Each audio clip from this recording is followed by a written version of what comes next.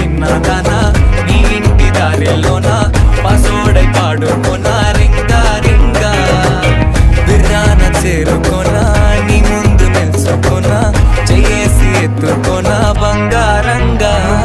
రాసుకునే చందనమై దిద్దుకునే కుంకుమనై ఉంటానే నీతోనే ఇష్టంగా ఉంచుకోవే ఓరు ముద్దలు పెట్టుకుంటా తేనె ముద్దలు పుచ్చుకుంటా రాత్రి పగలో నా రాణి నువ్వేలే